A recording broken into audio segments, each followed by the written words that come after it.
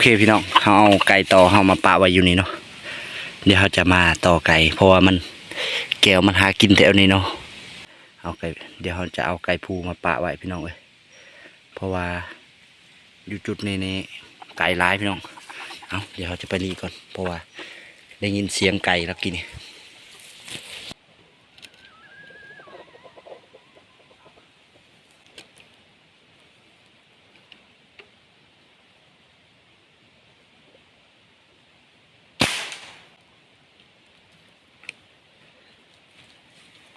ถึงแล้วทุกคนถึงแล้ว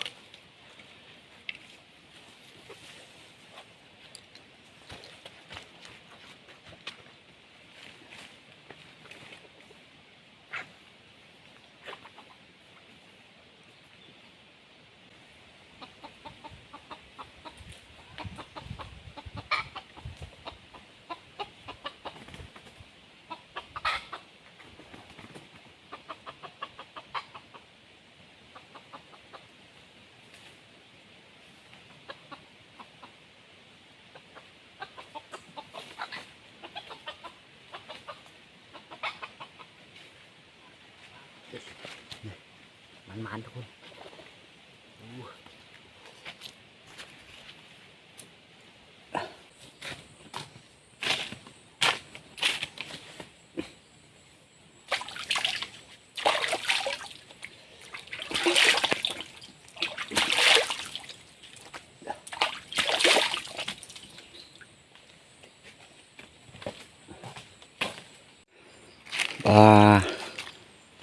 อันนี้บนเฮาใส่มองมือวานนี่ทุกคนเลย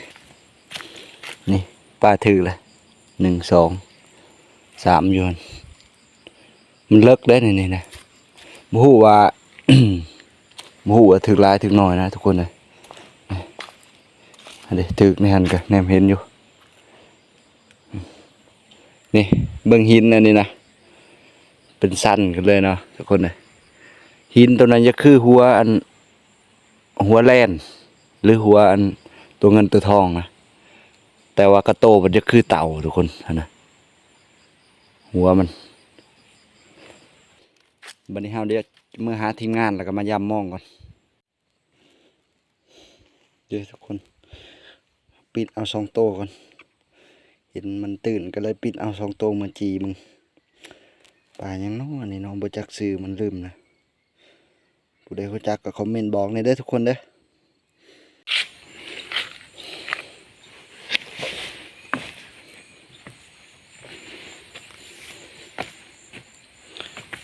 น้ำไหลออกมาแต่หินนี่กินได้แซ่บนะทุกคนเลยเมื่อกี้นี่ก็กินน้ำองค์นี้แหละเมื่อกี้นี่น้ำไหลมาแต่หินเนาะโอ้ธรรมชาติก็สวยงามเนาะพี่น้องป่าหลายอยู่พี่น้องพอได้กิน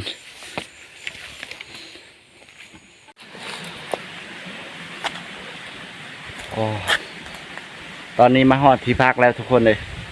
ยังทีมงานเฮาจักไปทางใดเบิดมาเบิ่งบอลผักของเฮานะทุกคนนะมาเบิ่งบอลผักของเฮาทุกคนเลยเมื่อคืนนี้คอยนอนอู่ตัวนี้เนาะทีมงานเฮาก็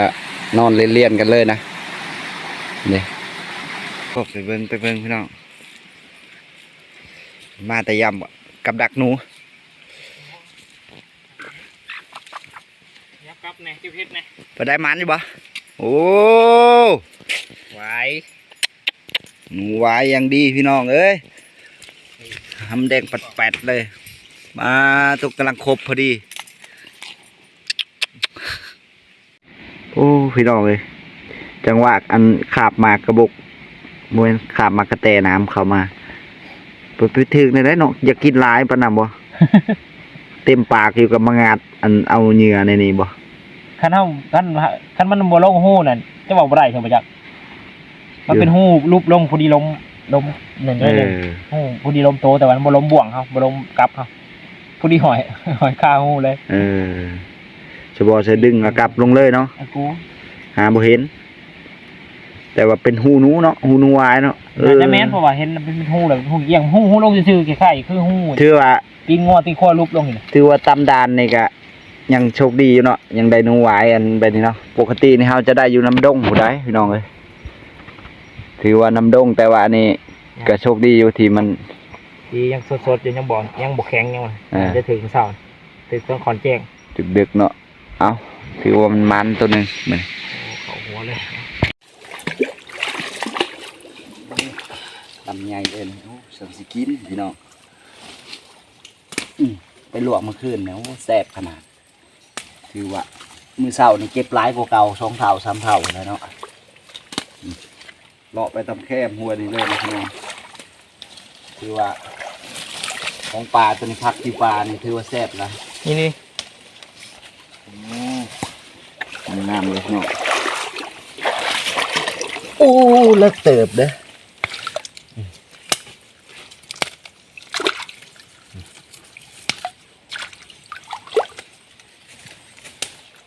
นั่นยอดนึงเทิงกันไปใหญ่เลย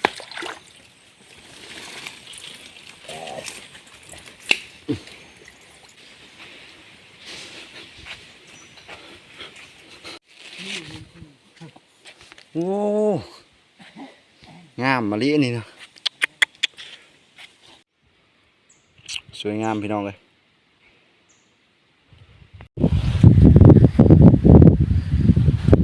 ว้าพี่น้องคือว่าสวยงามมะลิเท่านี้มากกินนี่บ่ฮอดบอลนี่บอลทำใส่มองแมนอยู่พูดแต่ว่าอันนี้แมนยับขึ้นมาอีกหน่อยหนึ่ง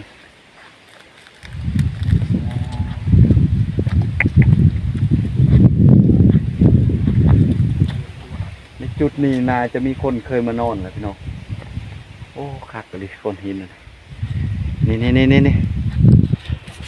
มันไปอยู่ได้จังได้พี่น้องนี่ใช่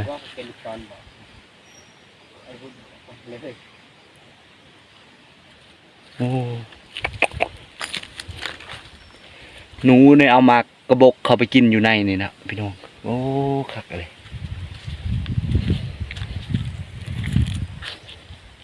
โอ้ค่อนข้างสูงหลายทุกคนเลยเป็นตะย่านแล้วเดี๋ยวจะพาทุกคนไปง่อยเบิ่งใกล้ๆก่อนนะโอ้ นาพาพี่น้อง เป็นนาผาเป็นถ้ำบนนี้เนาะ จับดูลงเลย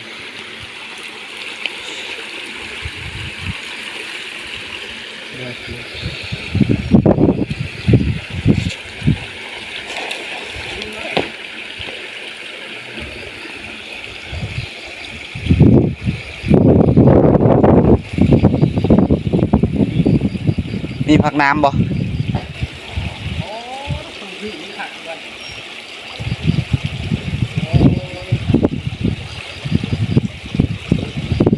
เป็นอะไรอยู่ลุมนะ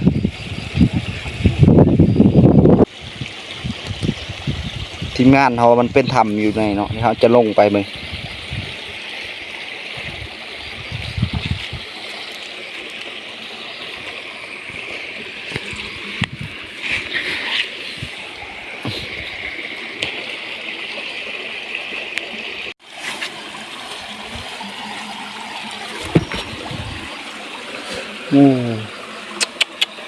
สวยงามพี่น้องเลย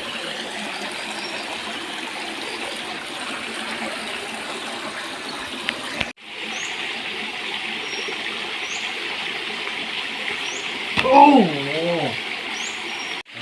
คน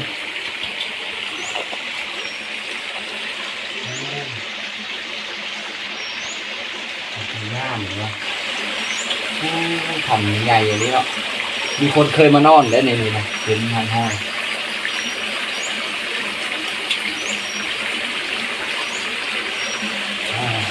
คักทุกคนเลย หัวยอน เบิ่งได้ช่องเบิ่งดีๆนะข้างในได้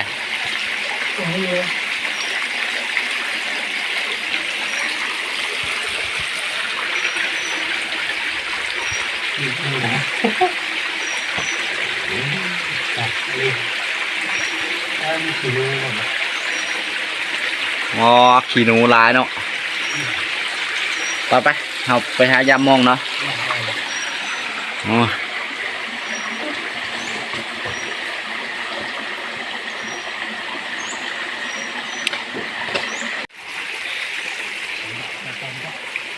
ไปได้ปะ ปีกมันหนักได้ชมได้ปะเยอะ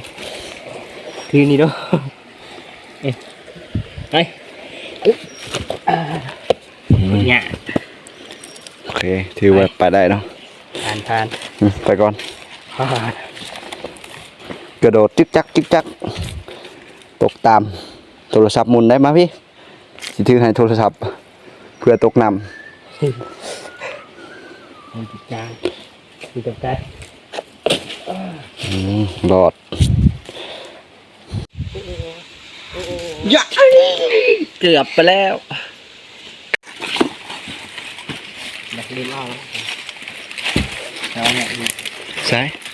เอานะ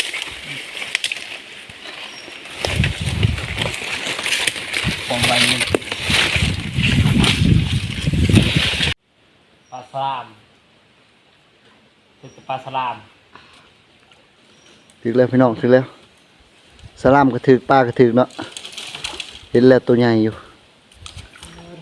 เมื่อวานในห้องลงเด้เปลี่ยนกันลงเด้มื้อนี้ถือว่าบ่ได้เอาเปรียบกันนะพี่น้องเอ้ยได้ลงคู่คนในระยะเวลา2 มื้อนี่ได้ลงน้ำคู่คนนะ ตัวใหญ่นะพี่น้องนี่ ถือว่าถืออยู่นะ ปฏิบัติแล้วว่าท่านอ๋อรุดละ หลุดแล้วมอง มียังปลายัง ปรากฏประเชื่อม เสียมเอ๊ะในห้องน้ำเนาะขึ้นบัตรลุ้ม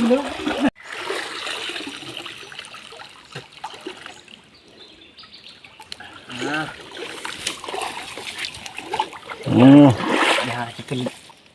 ปลาลาย 2 4 6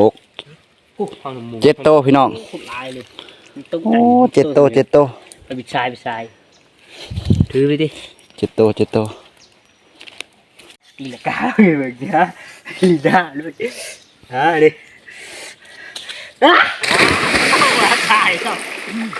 ย่างเลยค่ะที่ดูไม่ถ่ายมันก็ประทับ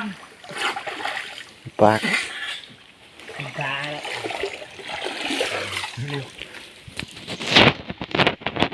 ทีมงานอยากลองขึ้นว่ามันสิขึ้นได้บ่เนาะเมื่อวานนี่ค่อยขึ้นแล้วขึ้นบ่ค่อยได้ปานใดโอ้คือขึ้นง่ายแท้วะบ่ได้ขึ้นชื่อเบิ่งโด ชื่อแหละจะขึ้นชื่อหรือจะขึ้นหินเดี๋ยวนี้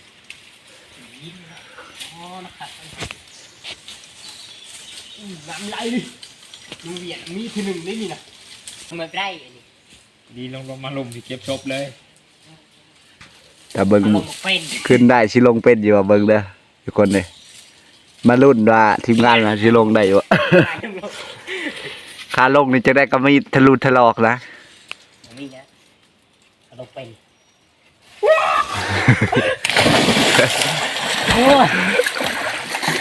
เอาเมื่อเฮ็ดอยู่เฮ็ดกินได้บัดนี้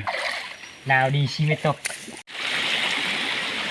วันนี้เฮาก็มาฮอดบอนชีเฮ็ดกินแล้วพี่น้องมื้อนี้อ้าวได้ไก่ตัวหนึงมื้อนี้เฮาจะมาเฮ็ดกินอยู่แคมป์ห้วยแคมป์น้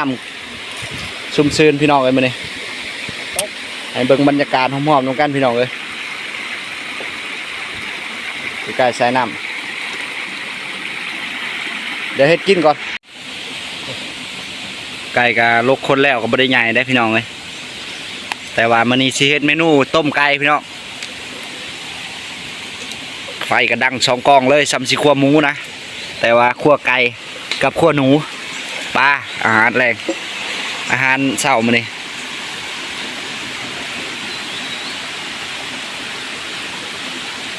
โอ้ปลามองมื้อเช้านี่นะ9 โตหนูไว้อีกตัวหนึงพี่น้องเอ้ย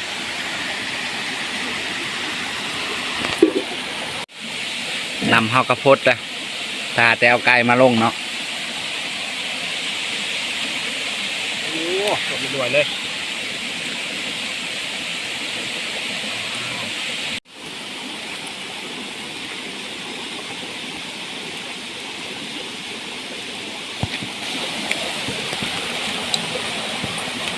โอ้เอาหมดสมมาใส่พี่น้องเลยสีสันเป็นตะกินเลยได้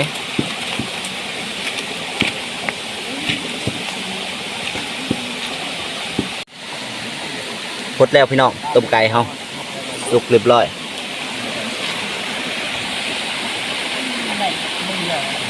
อยากข้าวแห้งและสั่นแล้วนะนี่ห้องบงนี้เลยนะเอ๊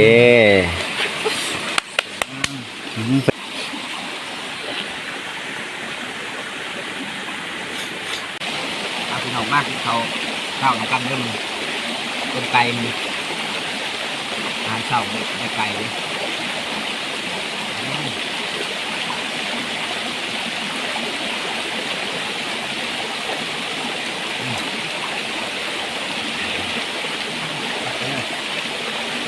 ไม่เอาว่ามันโอ้มันจ้ะ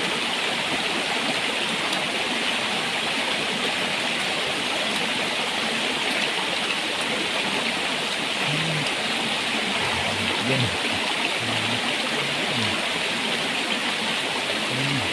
มันจ้ะ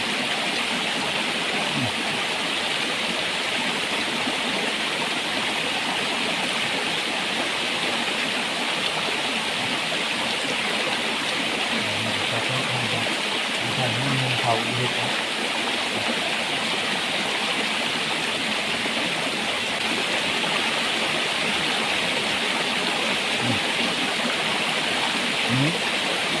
มันหวานสิเรื่องดีมันหวานออกมาสิมันสุดท้ายเลยที่มันหวานกับไก่ปลาเรา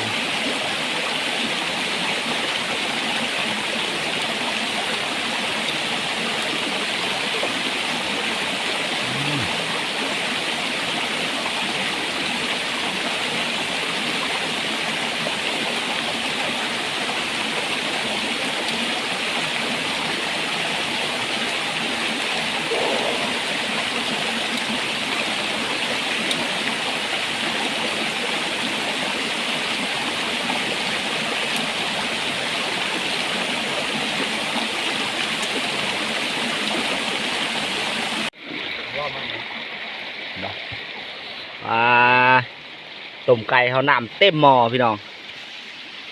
ถือว่าแซ่บคักขนาดน้ำจนเบิด